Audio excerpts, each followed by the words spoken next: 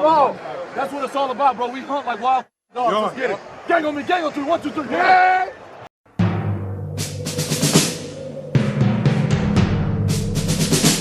The autumn wind is a pirate, blustering in from sea. With a rollicking song he sweeps along, swaggering boisterously. His face is weather-beaten.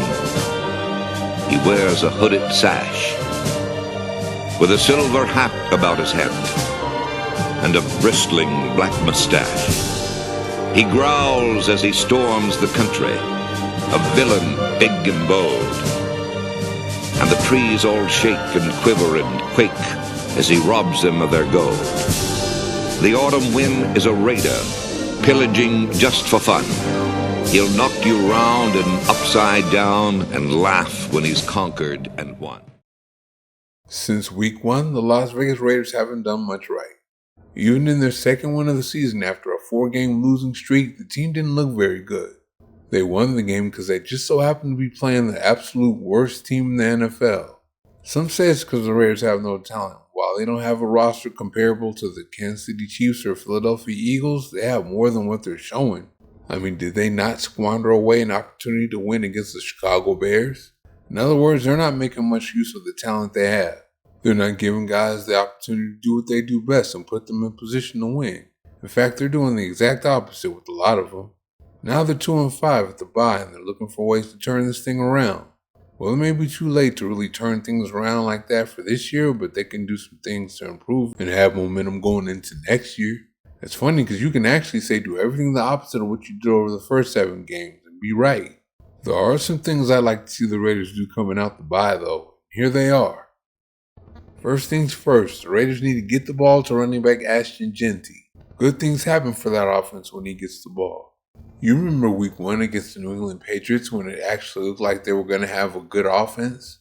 Jeanty didn't have his greatest game, but he got off to a great start and he got 19 carries. That made the Patriots absolutely sell out to stop the run, and the Raiders were able to take control of the game by going deep.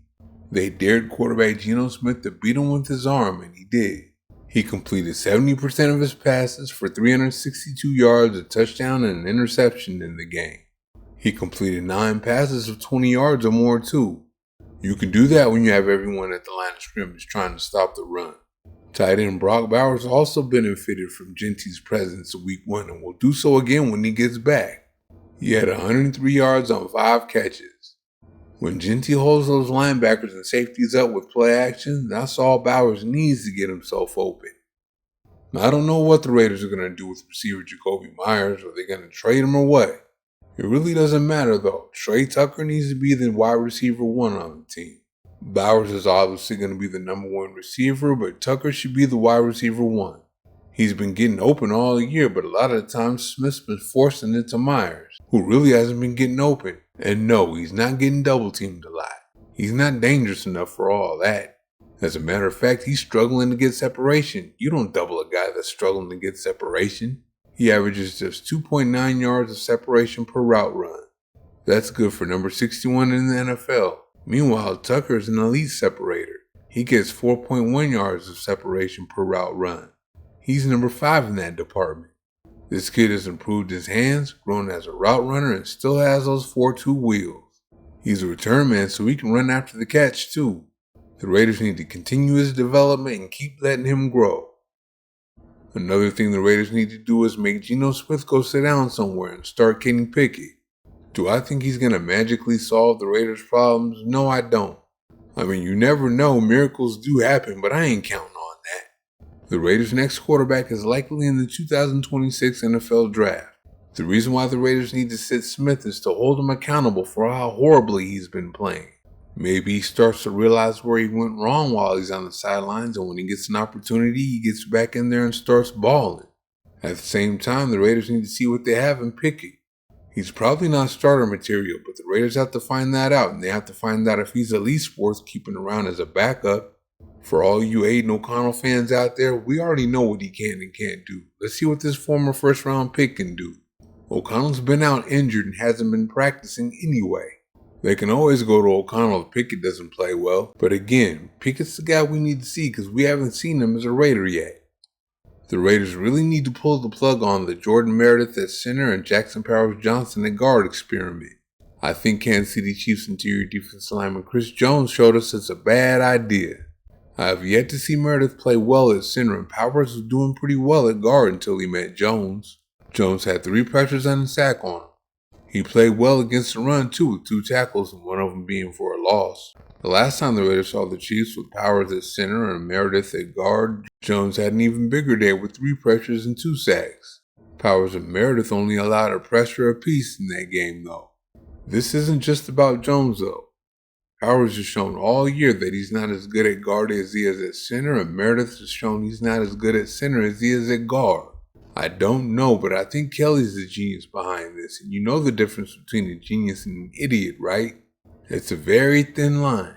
It's time for the best center to play center and the best guard to play guard, don't you think? I think it's time to bring guard Laki Tassi up from the practice squad too. It's a good opportunity for him to get his feet wet. Tassi is a physical phenom.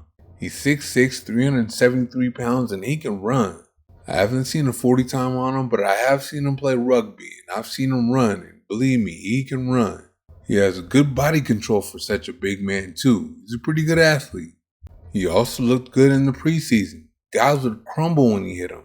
I know those guys are probably bouncers at strip clubs right about now, but we should get a chance to see what he could do against a real pro.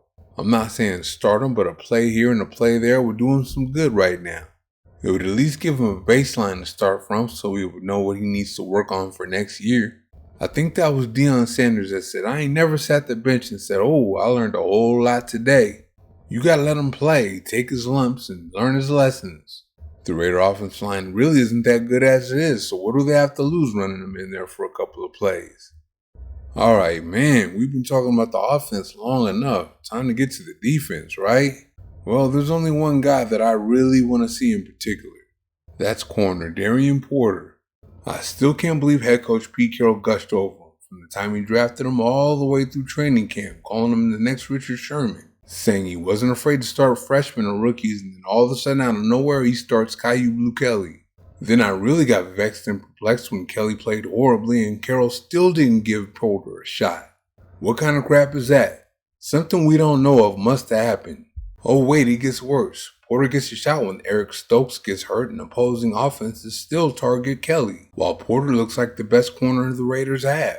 Then when Stokes comes back, Porter's the one that has to go to the bench. That's crazy. Y'all gotta excuse my grammar again. Where they do that at? Literally and statistically, Kelly is the worst corner in the NFL. So I definitely want to see Porter going forward. Oh, I want to see a new offensive coordinator too, but I don't think Carroll's going to fire Kelly in the middle of the season. He'll at least get until the end of the season to try to put something together. I tell you what though, Carroll at least needs to get on Kelly about his formations and his play calling. The Raiders are starting to put out some historic ineptitude on offense these days. I'm tired of the pistol and I'm tired of the spread, and I'm even more tired of both of them on short yardage. How you going to run the pistol or spread on 3rd or 4th and 1? I guess it doesn't matter with who they have at center anyway. Well, they need to stop misusing a lot of guys. Thank you for watching. See you next time.